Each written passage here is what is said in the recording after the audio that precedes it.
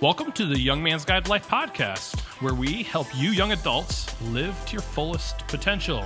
My name is Andrew, and I'm the host of the podcast. This is my friend Erik. He's my co-host here on the Young Man's Guide to Life podcast. And today, we are going to call out misconceptions about adulthood. We're going to help you learn from some of our mistakes, and we're going to empower you and encourage you to take risks so that you can reach your full potential. And the area of life we're going to do that in today is food. And particularly fast food. We want to help you reach your full potential in your fast food consumption. Wow. And the way we're going to do that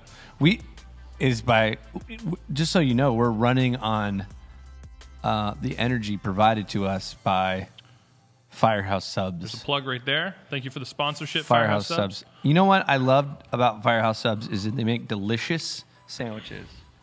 But it came to almost $70 today. For 3 meals. For 3 meals. And that fundamentally gets my goat a little bit. It just seems like a lot. It's too much. So that's the thing. Living in Canada, fast food is expensive. It feels more expensive. You're from the States, so you're used to like, who's paying more than $10 for a fast food meal anywhere in America? Yeah. I'm not when I'm there. No. But here, it's like, you can't Chipotle. get a Big Mac combo for less than $13, which then when you eat Firehouse, you're like, oh yeah, I guess that's why it's $23 for a combo. It's a lot. But it's it is a lot. lot. It's like $71. That's what you would spend if you go and sit down at a fancy restaurant and get a nice steak. It was like $65.82. Yeah, there's a whole thing here with fast food that it's really not that cost effective. But it is some fast food reigns supreme over others. So like I will spend more for Firehouse Subs, for instance, than I would Subway. Yeah. Like, you give me the choice, I'm going to pick Firehouse Subs every time. Well, so there's some young adults who are listening to our podcast right now or watching, and they have a little bit less experience in where to spend their fast food dollars. We are experts. We are experts at that. Fast food. Yep. We are. You're gonna learn from our mistakes here. We are experts. So what we want to do today, to start, is we want to rank. Why don't we start with subs, because it's relevant. That's what we just had. Top 5 subs or sub joints, where to spend your money on subs, what is worth the dollar amount. And then we'll jump to our top 5 fast food restaurants, period. And you'll see we have some disagreement in this room, but we're going to duke it out just for you, because we want you to live to your full potential by spending your hard-earned money at the places that are worth spending your hard-earned money. Garbage food. Well, it's only if you're eating fast food. You know, if you're eating fast food, you might as well pick the better one, right? Yeah, I agree. Go. Top sub places? Well, I think Firehouse is probably up there for me, to be honest with you. Even in America, like compared to anywhere you've had Jersey subs? Mike's, Jimmy John's, those are up there, but like, I think Firehouse reigns supreme. Every time you go to a sub place, there's this underwhelming meat ratio. Yes. The underwhelming meat ratio is unfortunate in a lot of ways. And Subway is probably the worst. Jimmy John's pretty bad at that, too. And Jimmy John's is bad. Very disappointing. So good bread is really important. You know who used to be terrible at that is Quiznos. Did you have Quiznos in America? We had Quiznos. Yeah, Quiznos would be it would be like a giant, thick bun that they toast with one layer of cold cuts. It's atrocious. Here's why I don't like Quiznos is because they're famous for their baked sub. They bake it, but they draw all the moisture from the bread, and it cuts my gums. It hurts my mouth, and I'm just like, I didn't come here for like a, shredding of my gums. Well, see, it took me a long time to find the words. Some people like that feeling.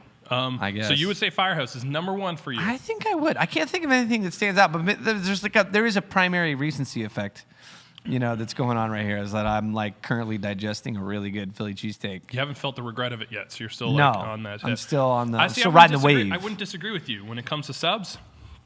Firehouse. If we're talking chains, fast food chains, yeah. Firehouse has the aesthetic. Yeah. They've got the hot sauces. They got all those choices. Community minded. They are community focused. Yeah, we were saying we walked in the firehouse, and it's neat how every firehouse has like this painting of this fire mural, but it's actually like local. It's about some sort of like local firehouse. So there's something beautiful about the whole thing. The customization on it is like pretty decent compared to other sub places. They have the bougie Coke machine. Now you know, they do, you know what I'm talking about? Oh yeah. Do you judge places that have Pepsi? If they serve Pepsi, do you kind of like assume that they're lower grade? It's one of the reasons why I stopped going to KFC and Taco Bell. I don't respect KFC and Taco Bell in the upper echelon of fast food because they serve Pepsi products. I Exactly. agree wholeheartedly with that. That is so weird. Well, there's a pro tip right there. Eric if you Russell, walk up, are you on our Pepsi? Yeah, he's on our Pepsi train. There's a pro tip. If you go to a fast food restaurant, first thing, and if they serve Pepsi over Coke products, walk away. You already know you're not getting the best for your buck, man. Yeah, I don't know anyone who pays the same price or more for a Pepsi product than a Coke product. Yeah. Right?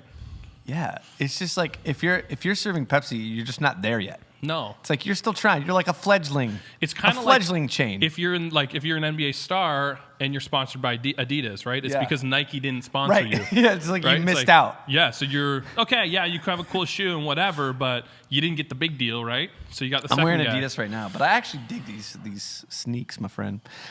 Second on your sub list. Well, unless you were gonna say and I something. want to say something else about the Pepsi thing. Yeah. I actually prefer Pepsi products. Cola, there is no other cola, in my opinion, than Coca-Cola. Mm-hmm. The rest of them are swill. But Mountain Dew, It's disgusting. what? Yeah. All right. I don't know. We're gonna have. I'm sorry. I'll I'll Mountain drink Dew's a Mountain Dew if you put it phenomenal. in front of me, but I'll never choose it over Dr. Pepper. I had a serious addiction to Mountain Dew. Yeah. Maybe we'll talk about that. You're the type, like the gamer type. That's it. That's the Code Red. When the Code nerdy Red. gamer type. That's Mountain Dew's written all over you. Quick story. So when Mountain Dew Code Red came out, I was probably in 7th grade, and my mom and my sister took a trip to Europe without me. I only have a sister. So my mom and my sister are gone. My dad works all day in the summer. And I somehow convinced my dad to buy y'all have these in Canada, the Cube, which is know what that 40, a case of 40 cans of soda. And I drank a 40-pack in 5 days, 5 business days. You know what they And say I played about video stereotypes? games. I played video games and drank Code Red forever. And then I had a dentist appointment like a week later. Oh my gosh. And my dentist asked me if I had changed anything in my diet because my teeth looked visibly, Red. I don't know, not good though. Not good though. So there you go. See, quick story. and maybe this is going to sound super unfair, but I've always thought Mountain Dew is the drink of like depressed Gamer nerds. nerds. That's it. And you're communicating. That's what you were. You were depressed because you were left behind by your family, and you just gamed all. So I just don't know what that looks like. Or is it like a perfect scenario?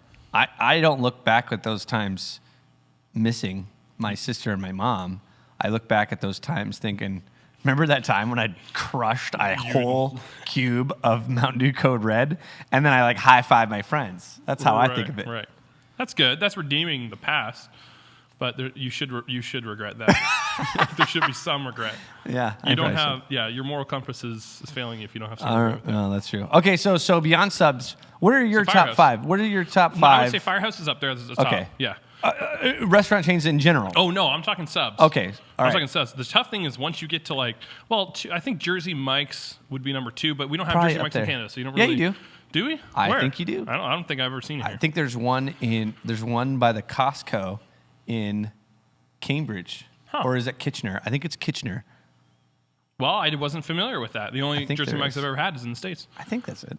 So, but then there's my challenge. It's like I don't want to say Subway, but Jimmy John's is good. Jimmy John's flavor's good. Their bun is good. they're it's unique, fast. and they're super fast. Yeah, I like Jimmy John's. I like the vibe of Jimmy John's. I like what I can get.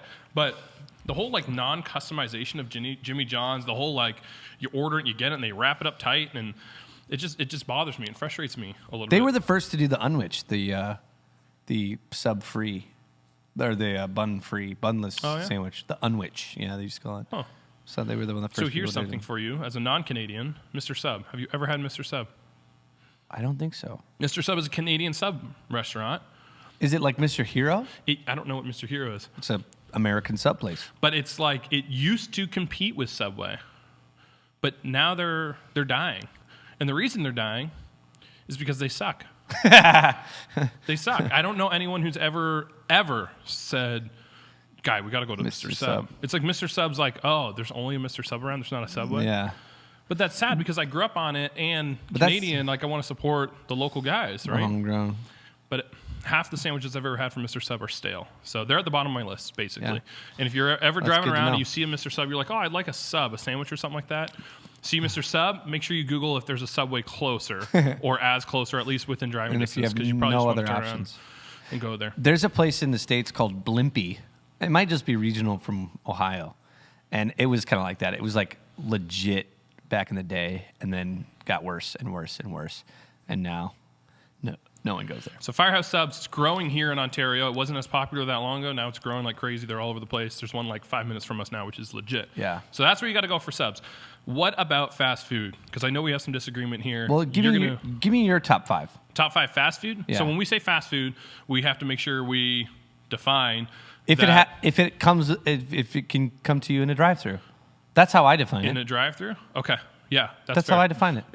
Okay, that's good. That's helpful. Because I was thinking like there's like walk-in burger places like Burger's Priest and like Five Guys, but they're not fast food. No, and they're not not fast drive-through. food to me. I was thinking if you can get a meal And for Wendy's under is better than both $13. those places anyway. You are a fat liar. So fast food, you can get it in a drive-through. I would say top fast food, I'd have to go with Wendy's. Wendy's is my top. That's what I just said. No, you just said it's better than Five Guys and Burger's Priest. Burger's Priest. Maybe not And Burger's Priest, you're but definitely wrong. Five Like Guys. you're dead wrong about it. All right. But fast food, Wendy's, then McDonald's would be number 2 for me. Wendy's, McDonald's, A&W, number 3. KFC, but only because they're popcorn chicken.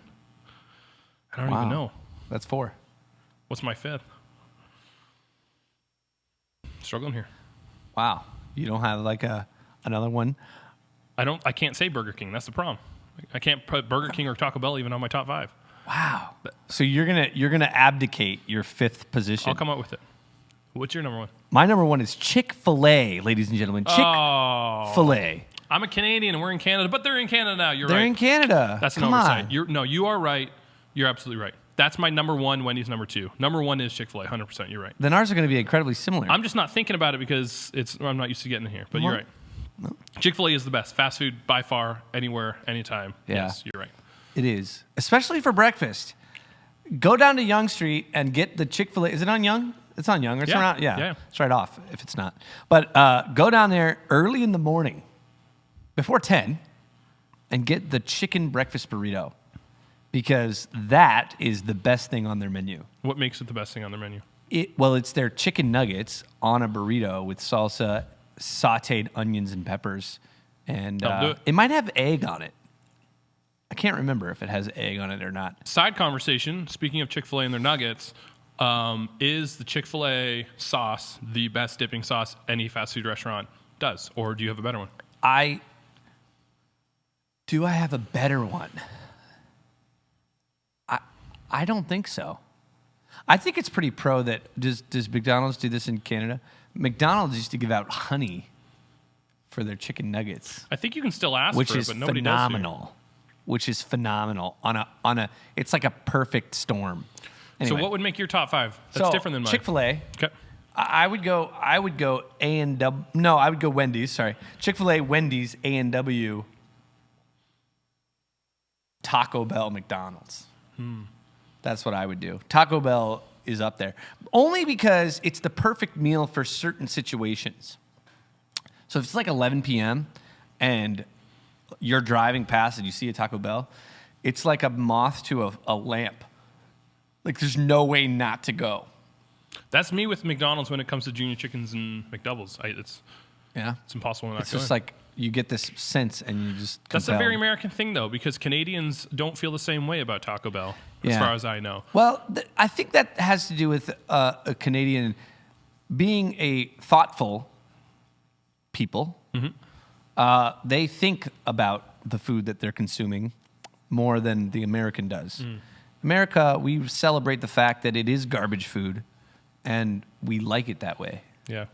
It's almost the more garbage, the more you celebrate it. Well, it's like they're not trying to be healthy. You're not going to see them coming out with like a, well, they do kind of have the fresco menu, but it's not like healthy. No, they're not, like they're kind of like, yeah, this is garbage, and you're going to buy it, and you're going to love it. And we do.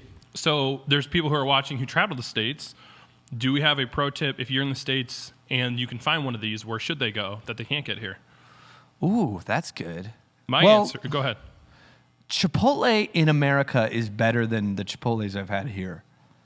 And I think it's worth your time. And that would probably be on my top 5.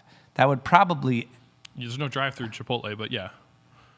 That is true. You're right. And Chipotle in America is not that much better than Chipotle here. Just for all you listeners out there, Burrito Boys makes a better burrito than Chipotle. Always has, always will.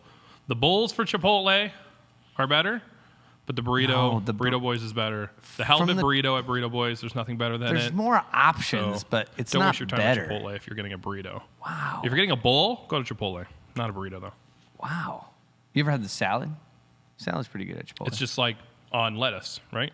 Yeah, but there's a dressing, and it's good. Okay. Anyway, yeah, but you're right. It can't make my list because it's not a drive-through. Yeah. Other places I'd go, Hardees. Hardees is like kind of like Taco Bell, and then it's like disgusting, and we like it that way. It's like the trashy food. I once got a cigarette butt in an iced tea that I got at Hardees. And you're recommending to our listeners to go there. And it's, yeah. You should hate them. And you should go there for breakfast as well. Their breakfast menu is better than their regular menu. They have sausage, biscuits, and gravy, which is not a very Canadian thing to eat. Not at all. However, wonderful. Stupendous even. It's one of the best things ever. Yeah. And I did that. They do hash browns, which is like a McDonald's hash brown, but like it's thicker. And they're round, and you know how like sometimes you get the hash brown at McDonald's and it's basically just a shingle because they've overcooked it. Well, this is my favorite kind of hash brown. This is more. There's more like filling potato in the middle that doesn't get totally charred, and so I put those in the sausage gravy and eat them like tortilla chips and salsa. Sounds like a pro tip. My restaurant outside of America is Culver's. If you ever are near Culver's in Indiana or anywhere in the Midwest, they have them. You stop at a Culver's. Their butter burgers are probably better than almost any other fast food burger that I've had. And then, of course, if you're in the South towards the West, In-N-Out is always going to be winner. Are you a fan of In-N-Out? Are you like an In-N-Out apologist or no? I think they're good. You just think it's overrated? It's definitely overrated. Definitely overrated. There's way better burgers. Wendy's, again. Wendy's is a better burger. Now, so we're having this conversation, and Wendy's is at the top of your list and the top of my list, but you've never had a Baconator. I have never had a Baconator. And that's because I always go to Wendy's, and I'm like, I'm going to try something different. And then I see the marketing pictures of a Dave's Classic Single, and I just think, that's a fresh tomato. That's fresh lettuce on a never frozen square bun patty, and I just got to go with it. I would miss the lettuce, tomato, onion. Like Baconator is just cheese and bacon, right? Yeah, yeah, exactly. Which is what set Wendy's apart for me. There's literally, I'm sitting there, I'm like, what do I want right now if I'm getting fast food? And then there's like McDonald's or Baconator. There's. My wife likes the Baconator. She gets the Baconator all the time. Yeah, you need to have it so that you can say, oh, I understand why. Yeah. This is the best burger on any fast food menu of all time. Maybe I'll try it sometime. Maybe we'll try it here. Next week. Yeah. Well, not live, obviously. Right. But hey, on today's episode, what we did want to talk about is we want to talk about gluttony. What is gluttony, my friend? What is gluttony? Gluttony is like overeating. Or eating in excess, or at least that's normally what it's defined as, right? Yeah, it's a cardinal sin, if I'm not mistaken, of the Catholic Church, right? Yeah, 7 deadly sins. Yep, it is, and it is physically deadly, yeah, and spiritually pretty deadly. Yeah, but we don't talk about it very often. We don't talk about it almost at all. Like we talk about sex a lot as a bad thing when it's not done right in the right context. About sex as a bad thing? When it's not done in the right context, in the right way. I see. Yeah, we talk about pride. Yeah. We talk about, doing drugs and over drinking, and we talk about being greedy and stuff, but we don't talk about gluttony almost at all in the church or in young adult groups or in community. That's true. Is that because we are all doing it and don't want to be the guy who says we shouldn't be doing this? It's probably definitely going to sound like that since we just got done talking about how we love bacon-covered cheddar cheese meat patties with buns around them. You know, so it's probably going to come across that we're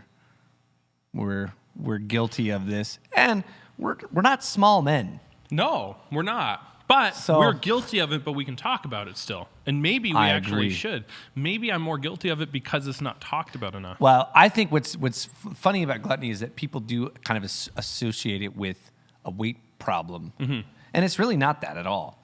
In fact, it's more about motivations and self-control, and that's the things that I think we should come to today. We should talk about today. Yeah, I think the balance when we're talking about gluttony, the balance that we're talking about is the balance between eating enough for sustenance, because we eat to stay healthy and grow and function. So that's actually the primary function of eating, right? Is to be sustained. And the other thing with eating, though, is that it is extremely pleasurable. It's a lot of fun. Unbelievably pleasurable. It's kind of just like sex again. It's kind of like, well, sex has the primary use of it is practical. It's to reproduce. But also one of the primary uses of it is for pleasure, right? Not to reproduce. Sometimes you don't want to reproduce. Actually, a lot of times you don't. You just want to do it for pleasure because you enjoy it. Yeah. And the same is true with eating. Now, is it wrong to eat for pleasure? No. I think that's kind of a cultural thing that certain people do. Like, I've tried those, like, Metrix shakes, protein, grasshopper protein. Yeah, you have. You know what I mean? Like, and we reduce food to this, like, it's like eating brick mortar. Right. And just because it's good for you doesn't mean it's good. And I think that's kind of depressing, and I don't think that's healthy, actually. I think it's good for you to enjoy yourself. And So what's the other side of the coin, though? well, the other side of the coin is that you self-medicate with food. And because I don't feel good, I eat a whole tub of Kawartha, and that temporarily makes me feel better. And then I feel worse about myself later, and so then I go back and buy more Kawartha ice cream. Right. Have you had Kawartha ice cream? It's phenomenal. It's so good. Have you had it up in the Kawarthas? No. Yeah, I don't know what that even is. Well, the Kawarthas there's like the Muskokas and the Kawarthas. It's a series of lakes where people have cottages and live the high life. The Muskokas is like you're a baller if you got a cottage up in the Muskokas, and then the Kawarthas is like you're almost as much of a baller. So it's cottage country. I had no idea. Series of lakes, cottages, boats. Yeah. I thought it was like some guy named Kawartha made it, and then like they named the company after him. It's the Kawartha Lakes Dairy Company where they started making ice cream, and it gets famous because everybody is up there in the summer. And what do you do when you're up at a cottage in the Want summer? ice cream? It's all making sense. So it's local Kawartha Lakes ice cream. So they're playing off of your nostalgia of being at summer camp and being at the lake and canoeing with your grandpa. Which is why you find it Eating here an in ice cream grocery stores cone. now, because people in the winter, they're like, I'm not up in my cottage. And they're like, don't worry, guys, we got you. A little bite of summer. We got See? you. And they are preying on your propensity for gluttony That's right. by using food to bring up emotions. Yeah. Emotional eating. So here's something. I don't know if this is you and your experience. So my wife and I don't know if you guys like this. Every time we have to figure out what to eat, it is a struggle. It's an absolute struggle. And the struggle is, okay, we got to decide what to eat. We have too many options here. Right. We're rich. Right. Like, we're poor, but we're rich. And so we have all these options, especially when we're eating out. And so it's like this long conversation that we had. We had it like yesterday. We're on this walk, and we're like, okay, by the time we get home, we have to decide. And home was 20 minutes away, right? So it's like, and we still didn't decide by the time we got home. But it's this whole conversation about like, where should we go? What do we feel like right now? What's going to make us feel the best? What's going to satisfy us the most in this particular moment? And then it's like, well, we had that 3 weeks ago, or we had that 4 days ago, so we can't do that, and we should do this. And it basically becomes this whole process where there might be good in that, where we were thinking like, oh, we want to support somewhere local. We want to have like decently healthy food. So you're trying to process like what to eat based on what's good for you and what's good for your local economy. But then more than that is the idolization of the experience rather than the necessity to eat. Idolization. And that would be like basically you're asking food to solve a different problem than what it was meant to, hunger. So I think there's two ways that we idolize food. One is when eating is all about the pleasurable experience of it. So we are going through this whole process and we are totally distracted by the process of deciding what's going to render us the most amount of pleasure in this moment, in this day and time. That would be like the one side of idolizing it. The other side of idolizing it is like not eating because you want to look and feel a particular way about yourself, vanity. And so it's, I'm not going to eat enough that is healthy. Yeah. Food is an idol, or it's an anti-idol, or the idol is actually vanity, and therefore you see food as a vice rather than a gift. That's true. And somewhere in the middle is a balance. It's a nice balance. And I think that that's important to shoot for. Like all of our habits in life are there's tension in all of it, right? If you only work out all the time, you're going to have issues in your life with either relationships or with just self-image or whatever. You're just going to be chasing a dragon that you'll never really catch. Like you're never going to be like, wow, I look perfect, And so I think that it's a healthy medium is really important. I think when it comes to food too, it's like you have to be able to say no to yourself. And I think that's how you know that you're getting close to that balance is when you can be like, well, I want this, but we have, leftover chicken salad in the fridge. And so that's going to be good for me. That's going to be enough. And I think that's good. So would you say most of the time that you're eating for pleasure, or you're eating for sustenance, or? I'm going to say yes. Yeah. Both. Most of the time, I eat for both. And I guess that sounds like I'm saying that I have it figured out. That's not true. I just think that, I don't know. Is there wisdom for young adults? Is there wisdom for young adults? Because when I was a young adult, I'll be honest with you, I didn't want to eat at home. We didn't have like home cooked meals all the time with all these leftovers. I didn't really like leftovers. I still almost don't today. Yeah. So I was constantly spending almost all of my money on eating out places. And so I not only was overeating, I was eating out and I was eating for pleasure. And then I created this pattern of eating what I choose to eat. It's more important that I enjoy it than that it makes me healthy. Okay, so here's I'm going to answer your question in kind of a weird way. Let's do it. Okay, so I actually think that food has a much deeper meaning than pleasure or sustenance. Okay. I think that there is a component of food that is relational and even celebratory in the sense of experience. Okay?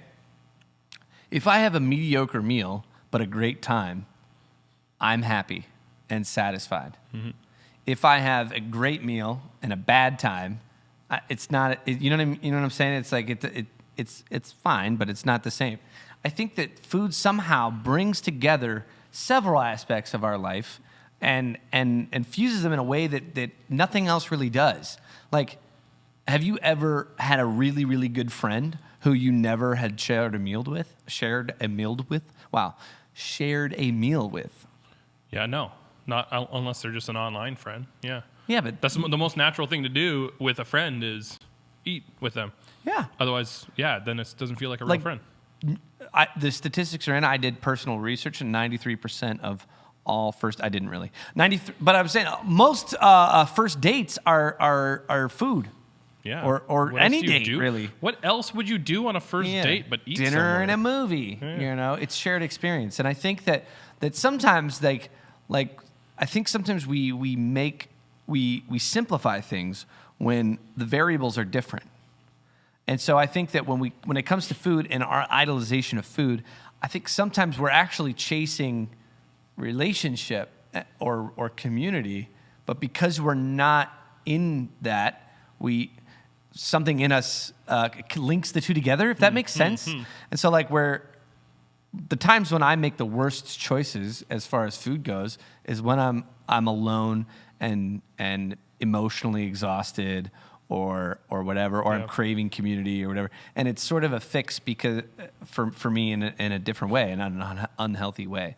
And so I think that in the end, what we really are craving is the experience that is actually catalyzed by food. But I think isn't that's good. food. I think that's good. I think maybe the wisdom and the pro tip for young adults, because we want there to be something useful, and this is maybe what I would have told myself, right, if I was 21 years old. Yeah. I would say if you're eating alone, you're probably eating for sustenance, right? Yeah. If I'm eating alone, then I should make healthy, responsible, affordable eating choices because there's no shared experience.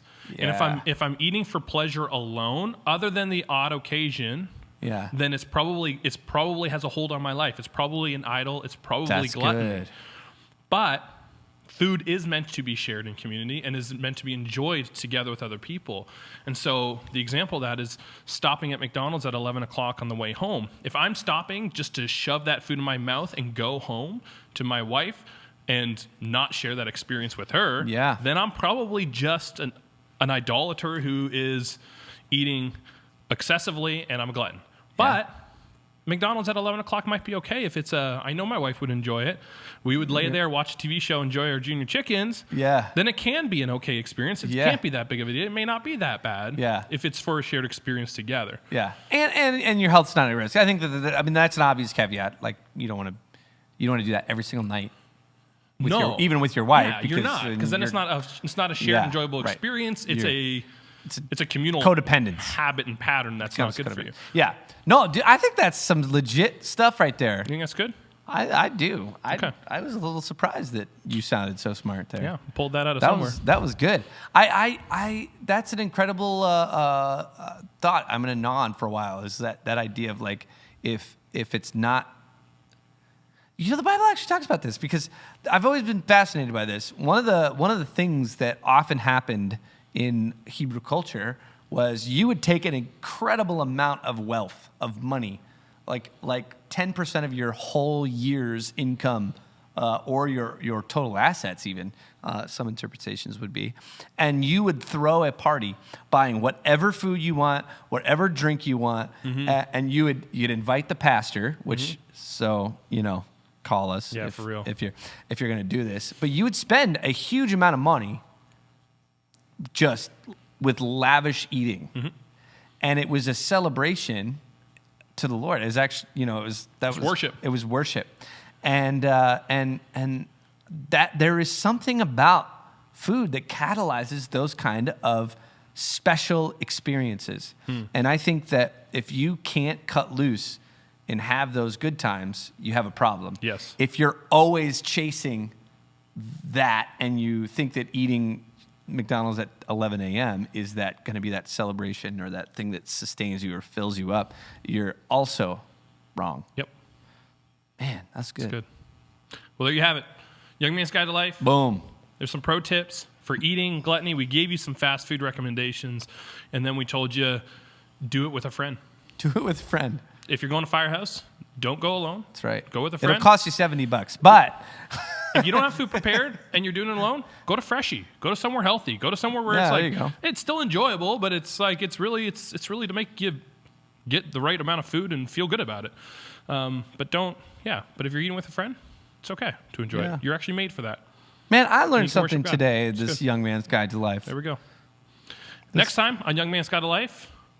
Not sure what we'll talk about. We'll talk about something really, really helpful. Let us know what you want to hear about by emailing us at andrew@renewchurch.ca. Yep.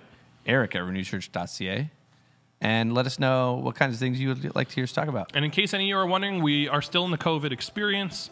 We do look forward to a time where we can invite people into these conversations in real time, in real person, in real life, and get more voices on the show from a more diverse background. I don't even We're looking want forward people. to that. I'm just so excited doing this with you. Oh, that's so nice. It's just I don't fun. feel the same way, which is why I just promoted.